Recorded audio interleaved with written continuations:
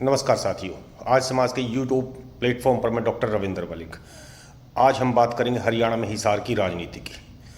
हिसार से जिंदल परिवार देश का एक बड़ा नामी गिरामी परिवार है, जो न केवल उद्योग के क्षेत्र में बल्कि राजनीति के क्षेत्र में भी अग्रणी नामों में गिना जाता है। फिलहाल नवीन जिंदल, जो कि जिंदल परिवार से आते हैं, वो लोकसभा चुनाव में भाजपा के टिकट पर अब की बार कुरुक्षेत्र से चुनाव जीत के आ रहे हैं। पिछले 10 साल से करीब जो हरियाणा की राजनीति से परिवार दूर रहा और अब की बार वापसी करते हुए भाजपा ने उनको कुरुक्षेत्र से चुनाव में उतारा है।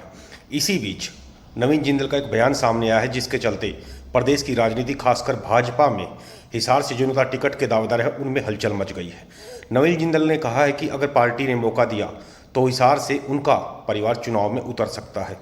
फिलहाल इस सीट पर पिछले 2 बार से लगातार भाजपा चुनाव जीतती आ रही है और ठीक ठाक अंतर से चुनाव जीता है। फिलहाल यहाँ से भाजपा के नेता और कैबिनेट मिनिस्टर जो डॉक्टर कमल गुप्ता हैं, वो यहाँ से विधायक हैं और मंत्री हैं। ऐसे में उनके अलावा कई दावेदार हैं जो आने वाले विधानसभा चुनाव, जो कि अक्टूबर में लंबित हैं, में चुनाव में टिकट मांग रहे हैं।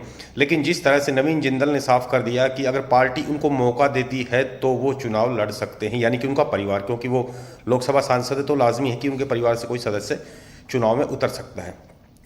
ये भी बता दें कि हिसार जो विधानसभा सीट है, उनका परिवार पुराने समय से इस सीट से चुनाव लड़ता आ रहा है। साल 1991 में उनके पिता ओपी जिंदल यहाँ से विधायक थे।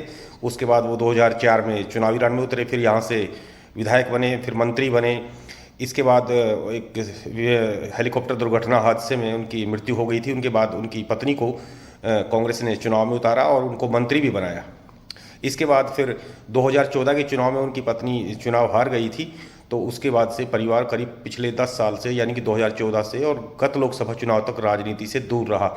क्योंकि अब जिंदल परिवार एक बार फिर से प्रदेश की राजनीति में सक्रिय हो चुका है, तो उस लिहाज से नवीन जिंदल के बयान ने एक तरह से भाजपा नेताओं में, खासकर हिसार से जो भाजपा नेता हैं, उनमें सनसनी फैला दी है, ये कहते हुए कि पार्टी मौका देती है तो वो चुनावी रण में उनका परिवार यहाँ से उतर सकता है।